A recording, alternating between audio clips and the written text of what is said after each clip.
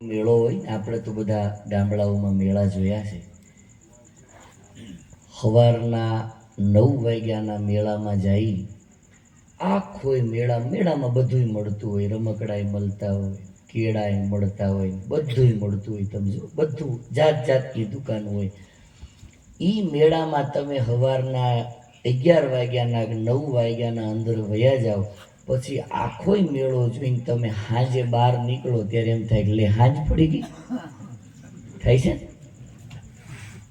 એમ આપણે જીવનમાં આપણી સાંજ ક્યારે પડી જાય એમાં કોઈને ખબર પડશે.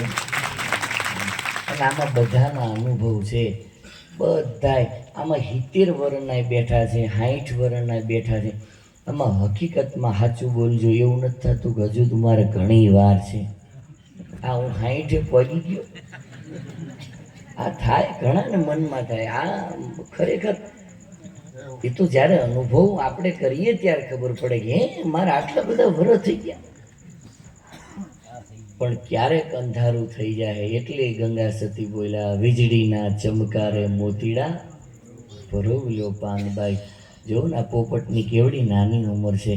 આ ઉંમરમાં અમને તેમ હતું કે રામસાગર ઉપર ભજન હશે. આ અહીંયા આવ્યા પછી ખબર પડી કે આ છોકરાએ જો કેવું સરસ મજાનું આયોજન કર્યું. એટલે ભજનને જીવતું આ બધાએ આરાધકોએ રાખ્યું છે. અત્યારે તો આપણે જોઈએ છીએ કે ભજન ક્યાં મળે છે. હું તો આજની યુવા પેઢીઓને કહીશ, મારા યુવાન મિત્રોને, માતાઓને, કે સાંભળવા જેવું તો ભજન છે. તમારી ગાડીઓમાં સરસ મજાની 12-12, 15-15 લાખ, 20-20 લાખની ગાડીઓ હોય, એમાં આપણે હાવ છીછરા ભજન સાંભળીએ, છીછરી વાણીઓ સાંભળીએ. એને વાણી તો કહેવાય જ નહીં, તો એ આપણને શોભે નહીં. આપણા ભજન આપણી ગાડીમાં તો ગંગા સતીના ભજન વાગતા હોય, દાસ સવાની વાણી વાગતી હોય, તો આ બધું આપણને કેવું રૂડું લાગે. તમે એનો પાવર કેટલો મળે આપણને તમે જો, એમાંથી ઉર્જા મળે, એમાંથી કાંઈક લેવાનું છે આપણે. બાકી જે આપણને હાવ કાંઈ કામની જ નથી, ઘરના બનાવેલા હોય, ઠીક છે, મુબારક છે, આપણે એમાં બહુ જાવું નથી, પણ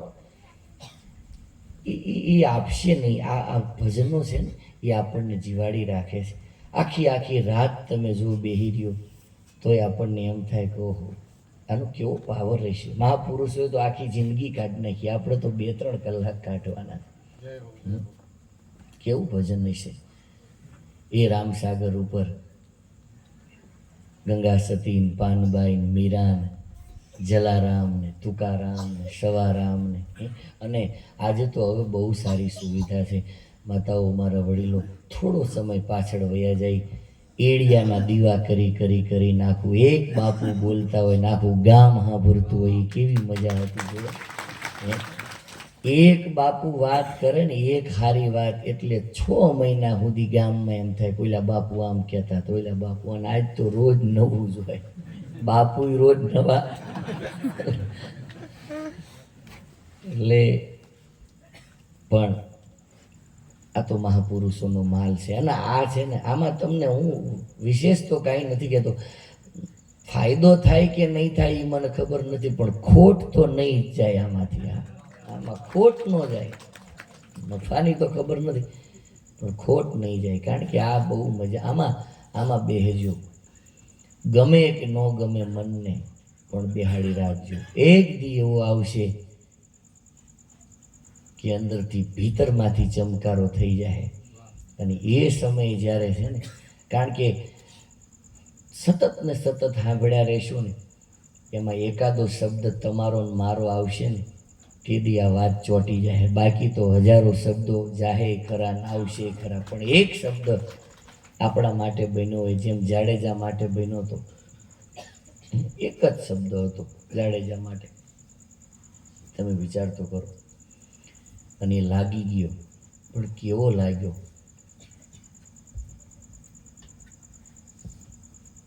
જેની પાસે જેના નામ લેતા છોકરાઓ છાના રહી જતા. આવો વળા ભીડ બારવટીઓ. પણ છતાંય ભજન છે ને, એ તો ઝંઝોડી નાખે અંદરથી.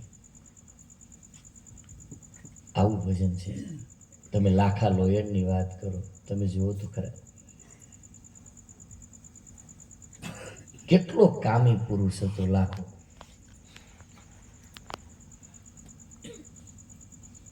પણ